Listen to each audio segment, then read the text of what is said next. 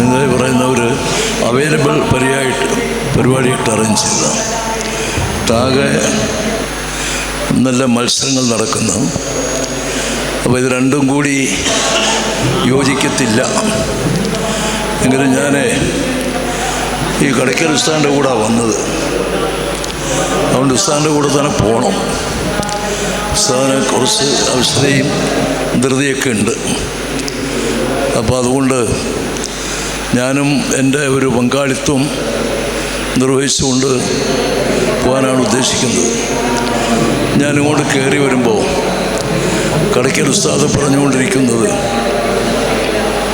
മാതാപിതാക്കളുള്ള കടപ്പാടുകൾ നമ്മുടെ ദർസുകളിൽ, അറബിക് കോളേജുകളിൽ, മദ്രസകളിലൊക്കെ ഏറ്റവും പ്രമുഖമായി പഠിക്കുന്ന ഒരു വിഷയമാണ്.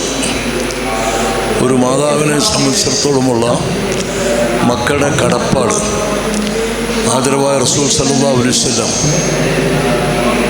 ഒരിക്കൽ പ്രഖ്യാപിച്ചു, അൽ ജന്നത്തു തഹ്ത ഖദമൈ ഉമ്മിക്ക്. ഒരാളിൻ്റെ സ്വർഗം ഉമ്മയുടെ 2 പാദത്തിൻ്റെ കീഴിലാണെന്നും. ഒരാൾ പഠിച്ച് വലിയ ബിരുദവും MFB ബിരുദവും ഒക്കെ എടുത്ത് രാവും പകലും വ്യത്യാസമില്ലാതെ ഇബാദത്തിലും പ്രബോധനത്തിലുമൊക്കെ മുഴുകിക്കഴിയുന്നു. പക്ഷേ അയാൾക്ക് ഉമ്മയുടെ പൊരുത്തം ലഭിച്ചില്ലെങ്കിൽ സ്വർഗത്തിൻ്റെ സ്മെല്ല് പോലും ശ്വസിക്കാൻ സാധ്യമല്ല. അതാണ് ഇസ്ലാമിൻ്റെ കാഴ്ചപ്പാട്. ഞാൻ പഠിച്ചു, കുറേയേറെ വർഷം ദർസിൽ പഠിച്ചു, ഒരു വലിയ സ്ഥാപനത്തിൽ പോയി ഡിഗ്രി എടുത്തു. ഈ സമുദായത്തിന് വേണ്ടി രാവും പകലും വ്യത്യാസമില്ലാതെ ഈടുറ്റ സേവനങ്ങൾ ചെയ്തു. പ്രബോധനങ്ങളും പ്രസംഗങ്ങളുമൊക്കെ നടത്തി എന്ന് പറഞ്ഞിട്ട് കാര്യമില്ല. ഉമ്മയുടെ പൊരുത്തവും കൂടി സമ്പാദിച്ചെങ്കിൽ മാത്രമേ സ്വർഗം ലഭ്യമാകുകയുള്ളൂ. ഇസ്ലാമിൻ്റെ കാഴ്ചപ്പാടാണത്. ഒരു സഹാബി വന്നിട്ട് ചോദിച്ചു, എനിക്ക് ആരോടാണ് കടപ്പാടുകൾ? അപ്പോൾ നബി സല്ലല്ലാഹു അലൈഹി വസല്ലം നിൻ്റെ ഉമ്മയോട്. പിന്നെ ആരോടാ? നിൻ്റെ ഉമ്മയോട്. പിന്നെ ആരോടാ? നിൻ്റെ ഉമ്മയോട് തന്നെ. ഇനി ആരോടാ? നിൻ്റെ ബാപ്പയോട്. അപ്പോൾ സ്വാഭാവികമായി അത് വളരെ ശാസ്ത്രീയവും മനഃശാസ്ത്രപരവുമാണ്. ഒരു കുട്ടിയെ സംബന്ധിച്ചിടത്തോളം, നമ്മളെ ഓരോരുത്തരെ സംബന്ധിച്ചിടത്തോളം ബാപ്പ അനുഭവിക്കാത്ത, ബാപ്പ അധ്വാനിച്ച് സമ്പാദിച്ചൊക്കെ തന്നിട്ടുണ്ടാവും. 3 തരത്തിലുള്ള കഷ്ടതകൾ ഉമ്മ അധികം അനുഭവിക്കുകയാണ്. അത് ഖുർആൻ വ്യക്തമായി പറഞ്ഞു. ഹമലത്തുഹു ഉമ്മുഹു വഹനൻ അലാ വഹൻ. വളരെയേറെ ത്യാഗങ്ങളും അവശതയും ക്ഷീണവും ഒക്കെ അനുഭവിച്ച് ഗർഭം ധരിച്ചു. മരണവേദനയ്ക്ക് തുല്യമായ പ്രസവവേദന പ്രസവിച്ചു, പാലൂട്ടി വളർത്തി. അപ്പോൾ ഈ ഉമ്മയോടുള്ള കടപ്പാട് വളരെ വലുതാണ്. ആ കടപ്പാട് സൂക്ഷിക്കാത്ത മക്കൾക്ക് സ്വർഗം അന്യമാണ്, ലഭ്യമല്ല.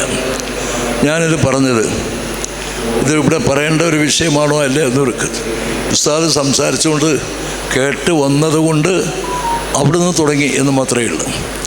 ഈ അടുത്ത് ഒരു കാലത്ത് ഒരു 2 ആഴ്ചയ്ക്കുള്ളിൽ നമ്മുടെ അടുത്ത പ്രദേശമാണ് കോഴിക്കോട്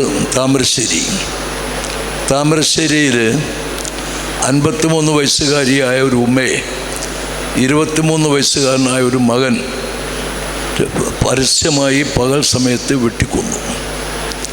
വെട്ടിക്കൊന്നു. അങ്ങനെ സാധാരണ ഇപ്പോൾ അമ്മയും അച്ഛനെയും ബാപ്പായും ഉമ്മയും സഹോദരനെയും സഹോദരിയും ഒക്കെ പലരും കൊല ചെയ്യാറുണ്ട്. എന്നാൽ ഇതിലുള്ള ഒരു പ്രത്യേക പ്രമേയം, താമരശ്ശേരി പോലീസ് അവനെ അറസ്റ്റ് ചെയ്ത്, എന്തിനാണ് നീ കിരാതമായി മൃഗീയമായി നിൻ്റെ ഉമ്മയെ കൊന്നത് എന്ന് ചോദിച്ചപ്പോൾ അവൻ പറഞ്ഞ മറുപടി അതാണ് നമ്മൾ കുറിച്ചിടേണ്ടത്. എന്നെ ജനിപ്പിച്ചതിൻ്റെ പ്രതികാരം ചെയ്തതാണ്. എന്നെ ജനിപ്പിച്ചതിൻ്റെ പ്രതികാരം ചെയ്തതാണെന്ന്. ഈ തരത്തിലുള്ള ഒരു മറുപടി ഒരു കൊലപാതകയും ഒരു പോലീസിനോടും ഈ കാലം വരെ പറഞ്ഞു കേട്ടിട്ടില്ല. ഇപ്പോൾ മാത്രമാണ് കേട്ടത്. അതൊരു മുസ്ലിം യുവാവാണ്. ആ തരത്തിൽ ചെയ്യാൻ അവനെ പ്രേരിപ്പിച്ചത് MDMA എന്ന മാരകമായ ലഹരി പദാർത്ഥമാണ്.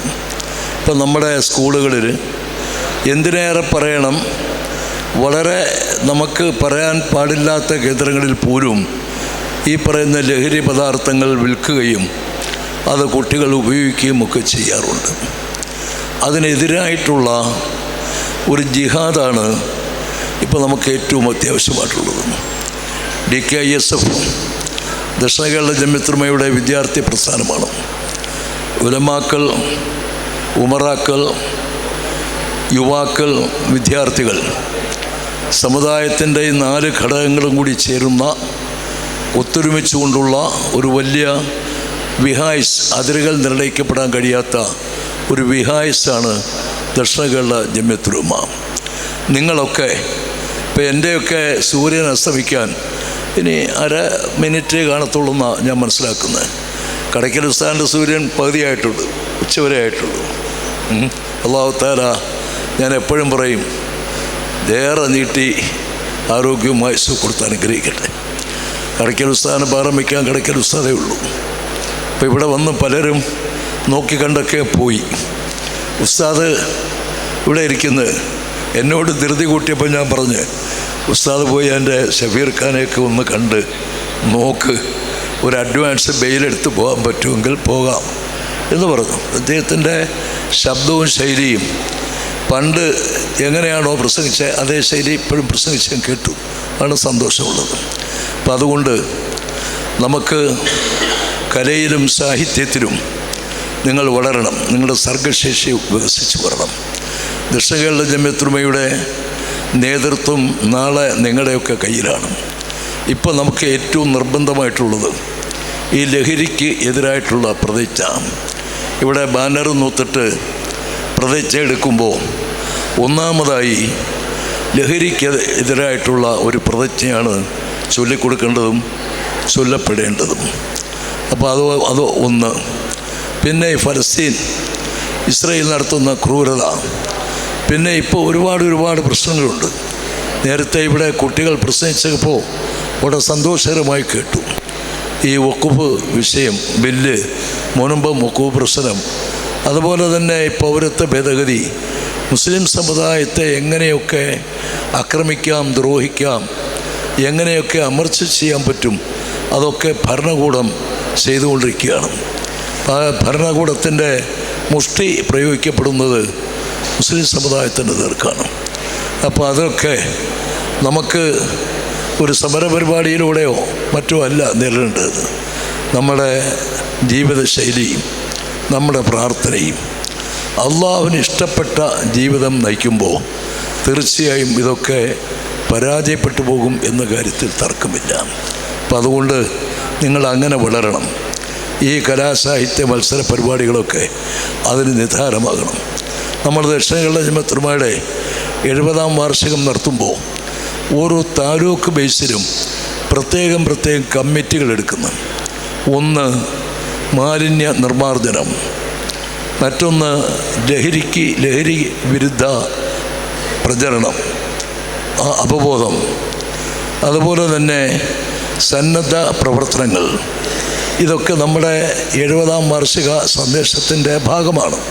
അതൊക്കെ ഇൻഷാ അല്ലാഹ് അത് താലൂക്ക് ബേസിൽ തന്നെ അറിയിക്കുകയും നിങ്ങൾ കുട്ടികൾ ആ രംഗത്തൊക്കെ ഒന്നും വേണ്ട, നിങ്ങൾ പഠിക്കുന്ന കേന്ദ്രങ്ങളിലെ ഒക്കെ തന്നെ അവർ പരിസരം വൃത്തിയാക്കുകയും അവിടെ കാർഷിക ഉൽപ്പന്നങ്ങൾ നട്ടുപിടിപ്പിക്കുകയൊക്കെ ചെയ്യാൻ നിങ്ങൾക്ക് കഴിയും.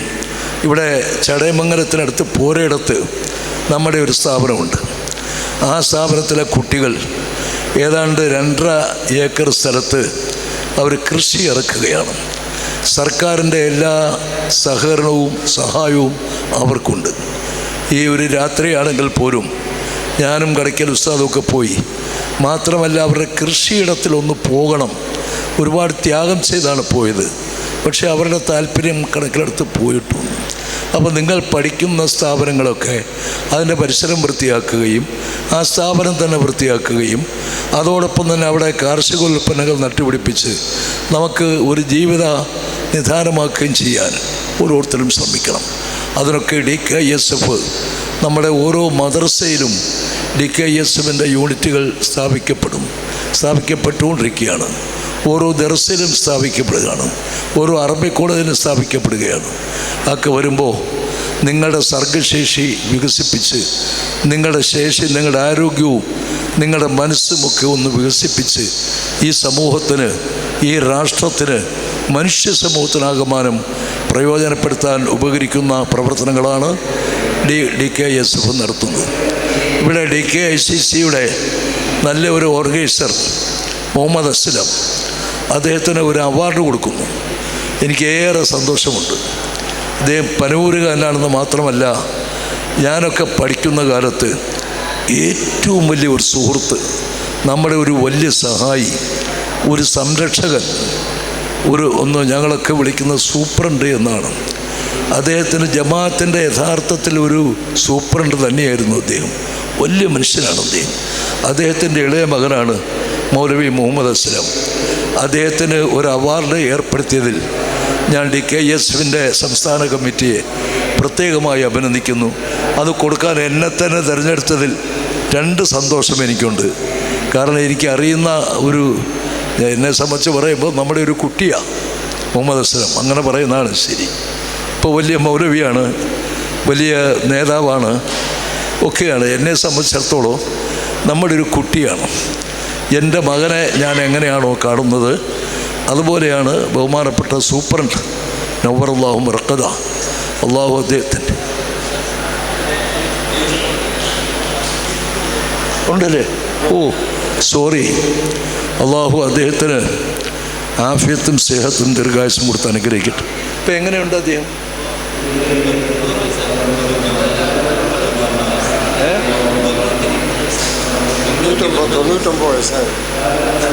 ഹജ്ജും ചെയ്തല്ലോ. അദ്ദേഹത്തിന് 99 വയസ്സുണ്ട്. എനിക്ക് തെറ്റുപറ്റിപ്പോയതാണ്. ഇപ്പം പലവരൊക്കെ പോകുമ്പോൾ കാണുന്നില്ല, അങ്ങനെ തോന്നിപ്പോയതാണ്. അദ്ദേഹം ഹജ്ജ് ചെയ്ത ആളാണ്. മുഹമ്മദ് അസ്ലമിൻ്റെ ഉമ്മായി മജീദാണ്. ഹജ്ജ് ചെയ്തു എന്ന് മാത്രമല്ല, അദ്ദേഹത്തിന് ഇഹ്റാം ചെയ്യിച്ച് ഹജ്ജിനയച്ച, തിരിച്ചു വരുമ്പോൾ എയർപോർട്ടിൽ സ്വീകരിച്ച് അദ്ദേഹത്തെ നാട്ടിലേക്ക് യാത്ര അയച്ച ആ ഒരു സൗഭാഗ്യം കൂടി എനിക്കുണ്ടായിട്ടുണ്ട്. അപ്പോൾ അദ്ദേഹം, ഇവരിപ്പോൾ മുഹമ്മദ് അസ്ലമൊക്കെ എങ്ങനെയാണോ അദ്ദേഹത്തെ പരിചരിക്കുന്നത് അതുപോലെയായിരുന്നു എൻ്റെ പരിചരണം അദ്ദേഹം അംഗീകരിച്ചതും കണ്ടതും. പടച്ചവൻ അദ്ദേഹത്തിന് കൂടുതൽ ആഫിയത്തും സ്നേഹത്തും ദീർഘായുസ്സും നൽകി അനുഗ്രഹിക്കട്ടെ. ജമാഅത്തിന് വേണ്ടി, ഞങ്ങളുടെ ദർസിന് വേണ്ടി, ഞങ്ങൾ മുത്തഅല്ലിമീങ്ങളായിരുന്നപ്പോൾ ഞങ്ങൾക്ക് വേണ്ടിയൊക്കെ ചെയ്ത എല്ലാ സേവനങ്ങളും അല്ലാഹുവേ അദ്ദേഹത്തിന് നീ ദുനിയാവിലും ആഖിറത്തിലും പ്രദാനം ചെയ്ത് ആഫിയത്തും സ്നേഹത്തും ദീർഘായുസ്സും കൊടുത്ത് അനുഗ്രഹിക്കണേ തമ്പുരാനെ എന്ന് ദുആ ചെയ്തുകൊണ്ട് നിങ്ങളുടെ എല്ലാം സന്തോഷത്തോടെ ആശീർവാദത്തോടുകൂടി ഞാൻ ഈ മെമ്മണ്ടം മുഹമ്മദ് അസ്ലം മൗലവിക്ക് നൽകുകയാണ്.